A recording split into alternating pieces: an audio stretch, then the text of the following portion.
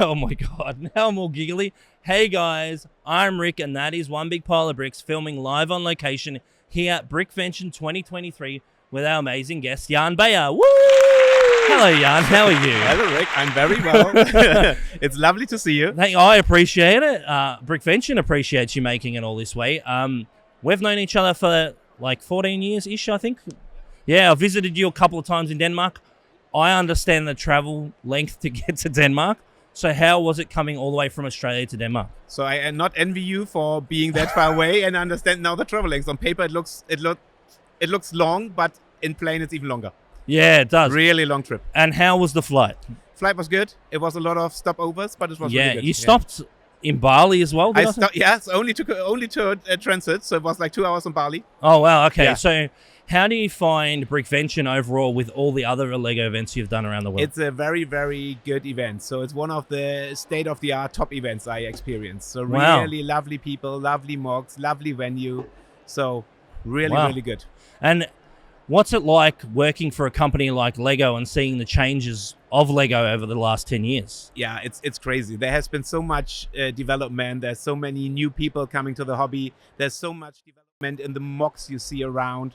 So it's really crazy how big this whole thing. It's crazy to think where we were before Lego Movie. You would remember Lego wasn't such a big product. It was it was everywhere like it is now. Yeah.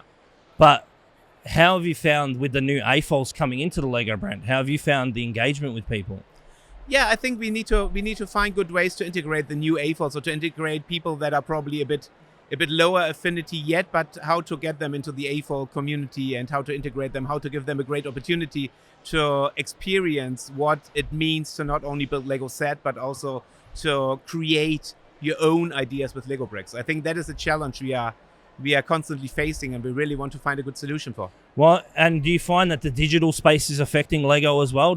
Or do you feel like Lego's doing enough in the digital space? I'm not a digital marketing person, but I really feel that we can even get better in the digital area. But Lego is also still a very physical product. The brick is our core product, so we need to make sure that we also translate the brick into some digital experiences. Well, obviously we're grateful for Lego because we wouldn't be able to do podcasts. We wouldn't have a store. We've been selling Lego for a long time now. Yeah. That's helped us get to Denmark, which is amazing. How long have you worked for the Lego group? Actually, on March 1st, I have my 20 years anniversary. 20 years? Yes, so it's 20 years, yeah.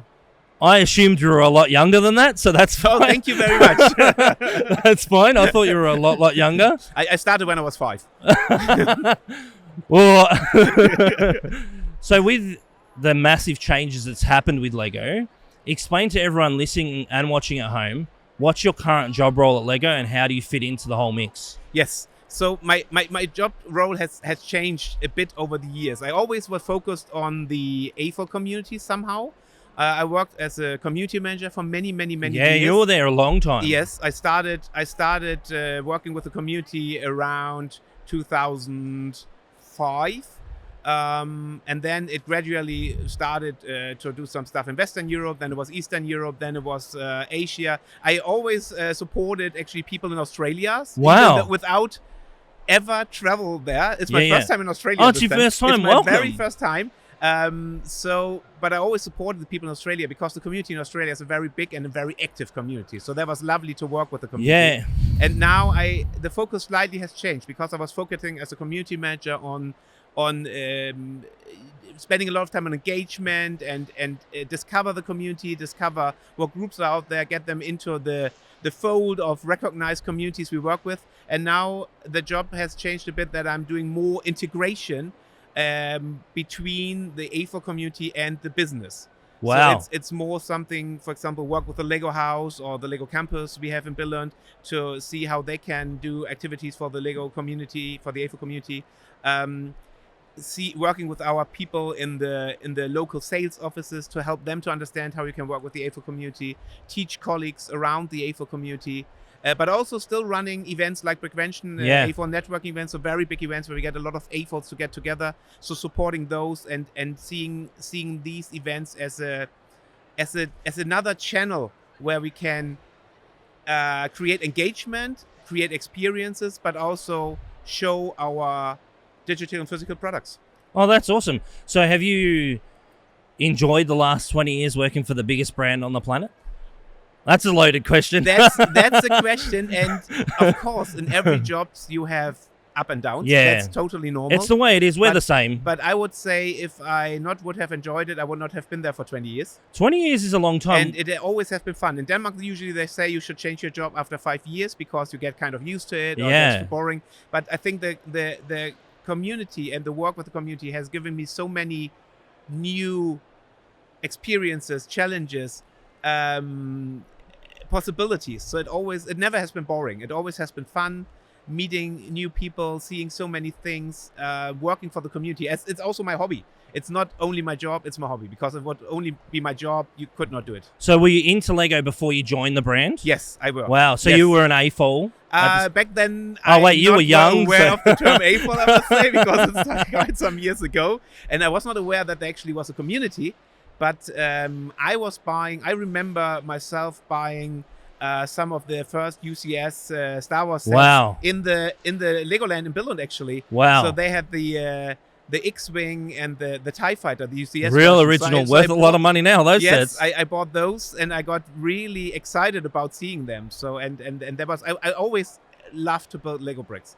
So even as a kid, I got always Lego sets, and it was always kind of something I was into. It's such a versatile brand that's managed to change itself, because we cannot forget, just before 2005, Lego were not in such a good space. Exactly, and it was exactly the years I started. So it was tough years because we were really struggling. We had, I think we had too widespread. We kind of forgot that the brick is our core. So we started to do watches. We started to do computer games. We want to do everything in-house, and we not really had the right resources. So it was really challenging back then. So back then the company was down to like around 5,000 employees. Wow. Now we are 27,000. Yeah, there's a lot of employees now. Yeah. It was really, we all were frightened. Like, where would it go? I started out, and then I was super happy to get the job at the Lego Group. And then the year after, I was already like, oh, not sure you can keep your job, and we're not sure where Lego goes, and all of that. So I was pretty concerned and also sad, because it was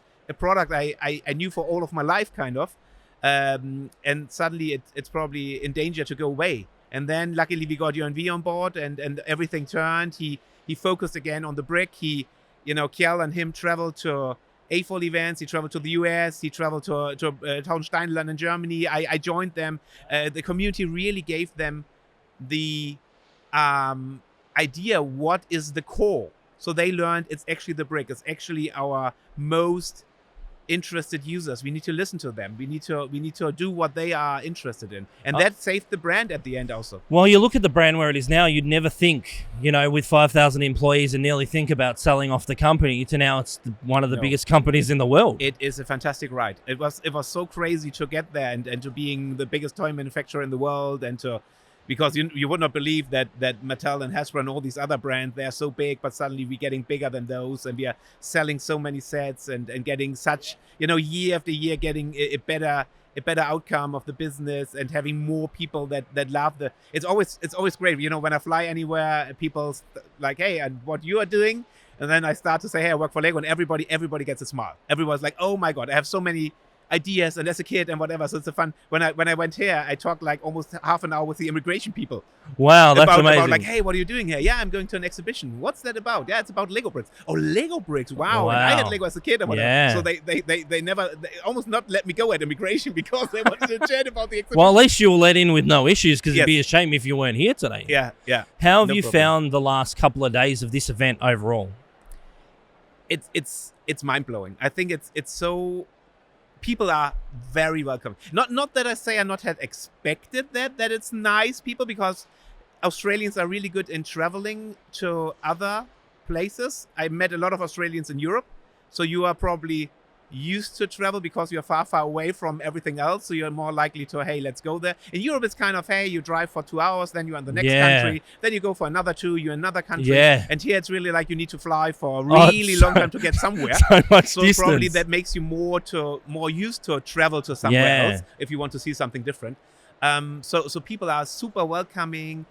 Everybody is very happy. I think they all get very well together, have a great a great social experience here. So it's really lovely. Mocks, I'm blown away by the quality of the mocks there. I think the mock quality is super So it compares high. with the other big shows around the world? Of course, you find great mocks everywhere. Yeah. But I think it is much more, and also the venue is much It's a beautiful better venue. than I ever experienced from pictures. Yeah. I've seen a lot of pictures. I heard that people said like, hey, it's the premier event. It's a great event. It's fantastic. But experienced it myself. It's definitely worth the 35-hour trip, and it's the best. It's Just a small 35-hour trip. but yeah, a weekend trip to Australia. Yeah. Yeah, that's exactly right. But it's really great, and everybody's so welcoming. So I had a fantastic time. So I'm almost a bit sad to leave for home again. Yeah. On the other hand, of course, I want to see my family again. Well, and yeah, looking forward you've to it, got but- kids, right? Yes, I have Yeah. 3 kids actually. Oh, wow. Yeah. Because I think the last time we caught up, you had 2. Yeah. Wow. So what's it like being a dad and being with the biggest company in the world? Yeah, I think especially my son is very proud and kind of tells everybody, hey, my dad's Yeah, from yeah. the Lego group. And of course, he has plenty of Lego bricks at home. And he got very inspired by Lego Masters lately, the German version, as we are living in Germany, so he's German speaking. So we watched the German Lego Masters. So he got really inspired. So he actually became a mock builder. Wow, that's cool. He's like, I sell all my Ninjago collection. I'm not Wow. I'm not interested in Ninjago anymore. Yeah. I want to build mocks. Daddy, get me bricks. And then he built a castle for the Scareback fan weekend. Wow, actually. that's So he awesome. displayed Yeah. his own first mock, and now he's building Wow. already mocks for. And the how next old event. is he? He's 9. Wow, that's amazing. Imagine where he's going to be in like 5 or 6 years' time. Yeah, that concerns me. He might be looking for your job when he gets old enough, right? He is more than welcome to do that. I'm more concerned about the collection we need to, about my collection and about his collection and about the space. Yeah, that's right, because collections grow. So Yeah. what is your space-saving solution when you work for the Lego? Like, Um, how do you I- store all the Lego sets? I try to limit myself to not buy everything, but rather only buy the stuff that is really Yeah. something I really want to build and I really want to own, and it's probably a bit rare or something I really Yeah, collect. yeah. So I cannot buy everything. That's impossible. It's just too hard, especially Yeah, when yeah. you, like, we obviously love the brand because the brand is obviously a big part of your life and it helped our business grow immensely. I always struggle when I'm like, Lego release something, I'm like, again, because I have no space now. No, and that's getting bigger and bigger. But Yeah. I have an extra warehouse. I have a good friend who has Wow. who stores my stuff because I have not enough space at home. But it's really that I sometimes select a few sets I really want to build. And my son is also early. He helps me with the set. So we built the lighthouse lately. Oh, wow, that's a really good set. That is a lovely set. It's such a beautifully designed set. It is. And it doesn't take up a lot of space. No, exactly. So that and my wife also likes the design, so she was okay with that.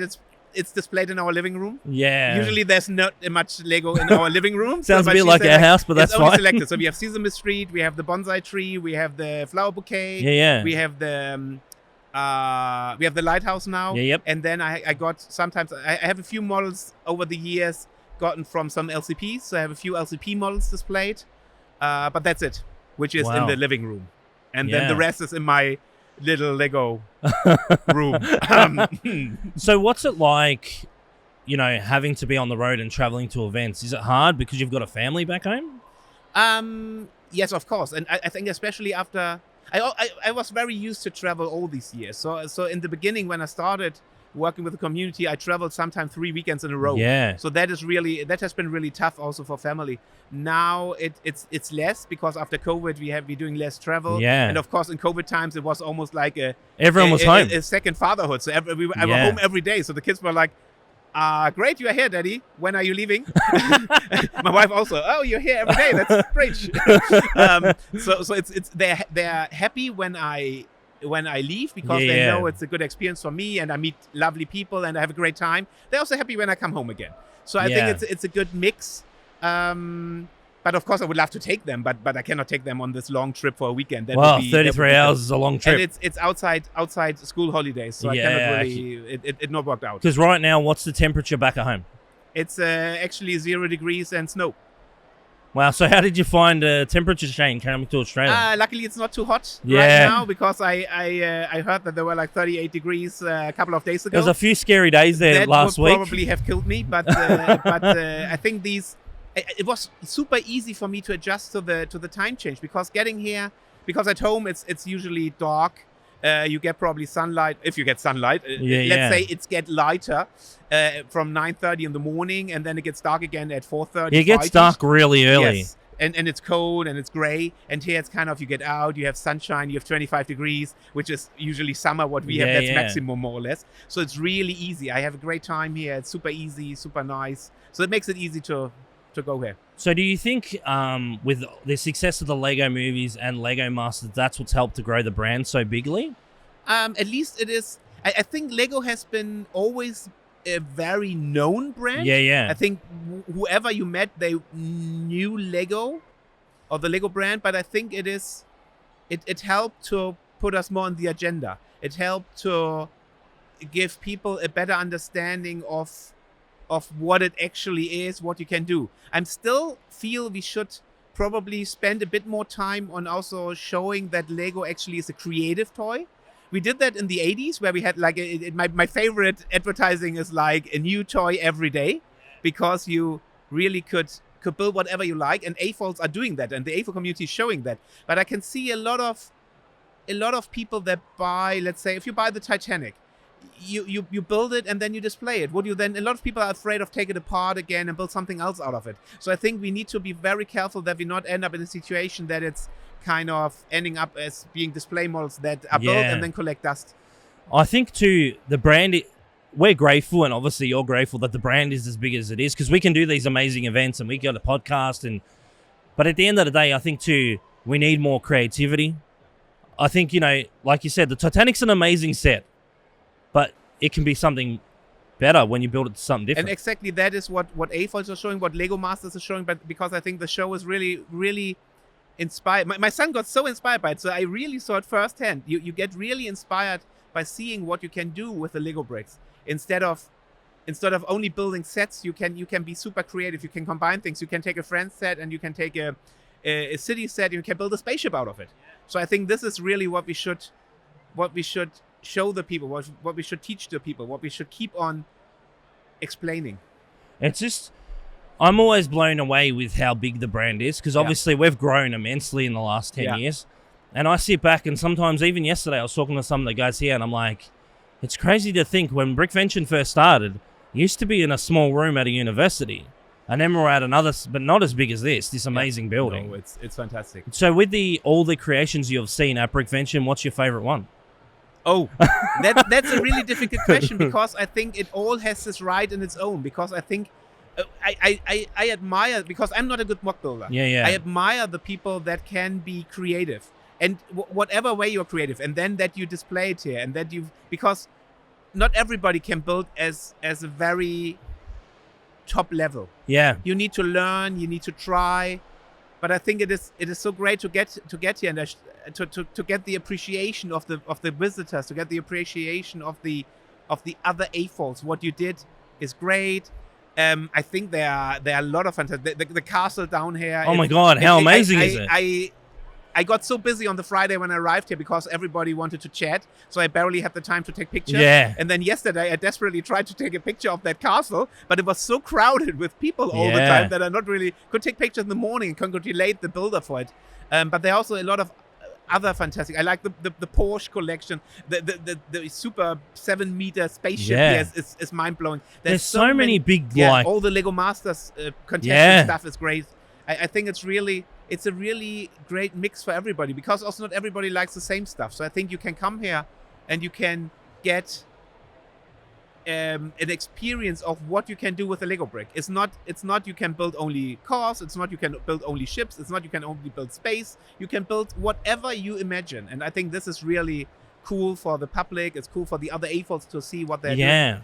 I like the train displays. I think it's getting less obvious in Europe, because we have been very strong with train displays. I think it's a bit less. Wow. Could be also due to COVID. I'm not sure, because you need to collect the people. But it's these huge train displays. It's fascinating. Yeah, it's pretty amazing, especially for the kids, because you see a train, they want a train, right? Movement is always good for the kids. Especially like the Great Ball contraption that's here? The Great Ball contraption is also a super cool thing. So therefore, I cannot really pick one single thing where I say it's the most best, whatever. I think it's the mix that it's making it such a great experience. So are you planning on trying to come back next year? Do you think Lego will allow you to come back? I don't think I don't think I will be able to come back next year because it's quite an investment from the travel budget to go here. But I hope I or somebody else can come back because I feel it's very important to also have other people to experience events like that. So I try to, because we have these AFOL networking events, as we call these events. So that's events where you have a lot of AFOLs getting together to network. You also have a show where you have public in, but it's really to get together to network, to experience each other's creations and learn from each other. So I hope I plan to send one Lego colleague to each of those. And that is quite an investment because they are mainly in North America. We have one in Portugal. We have one in Japan. We have the Brickvention here. We have one in Denmark. So I hope we can make something happen for next year. But I will not promise because I don't know. Yeah, you can never promise these things because Lego, you know, there's always changes in the background. Things get changed rapidly. But I really, really hope I can come back at some point because it has been a fantastic trip. So everyone watching and listening at home, explain to them what an adult network event is, how it's important to the Lego brand. Yes. So actually, the AFOL community has always put together events. Yep. And some events have been very small or are very small. Let's say in the local library, you put up a few tables, you get 10 AFOLs, putting a few mocks up, and then you get a few visitors, few hundred visitors, or something like that. And then you have very big events where you get 10,000s of visitors. Wow, yeah. But these events always have been, if they have been public, they have been focused on the visitor experience and not so much on the AFA experience. So also in the beginning, when the Lego hobby started, I felt that it was, before the internet really kicked in, a lot of people were sitting in their basements and building and were thinking, I'm the only person in the world that is building with Lego bricks. And then they slowly found out with the internet, oh, wow, there's actually somebody else in my city or whatever. So it grew a bit. And then at some point they founded fan groups in different countries. So people, let's say in Belgium, they met with 50 other Belgian AFOLs and made a show. But I think the Lego hobby is more. The Lego hobby is more. You need to look over the boundaries. You need to meet with other cultures, people from other backgrounds to get more inspired. So I felt we should invent something which is broader than the local event. So it's for the greater good of the community. And that actually is an AFOL networking event. I started out myself many years ago with the Scareback Fan Weekend. Back then it was called Lego Fan Weekend. Because I felt it was awkward to teach is probably the wrong word, but advise AFOLs how to do events if I not had tried it myself. Yeah. So I got the go to make this event. It was planned for a year or two. Wow. I started out with kind of 40 to 50 people. Yeah. And it's still alive. And it's like that's amazing. 100 AFOLs comment. That's awesome. Yeah. So this is probably the mothership of the small thing of what created the idea of AFOL networking events. But now we found a few events around the world. Right now it's 11 events where the focus is on networking. The focus is on get together. And then inspire AFOLs. Let's say a Norwegian AFOL, if he would fly to an event in northern Norway or go to an event in Portugal, it's about the same investment for them, the same cost. Yeah. So, but they meet completely different people. So they all get together. And then we have these events where you have people from, I don't know, 10, 20, 30 different nations getting together. And that's really mind-blowing for the AFOLs and creating a big part of the hobby. Well, I wanted to say a massive thank you for taking the time to speak to me on the podcast, being an amazing friend to Caroline and I. You know, we've known each other a long time. Yes, true. I was a bit skinnier back then, but that's fine. We all were younger at some point. Exactly right. Well, thank you for joining us here live at Brickvention, Jan. We appreciate it, and we look forward to seeing you again soon. Thanks, man. Thank you for the talk, Rick. It's lovely to see you always. Thanks again. Take care.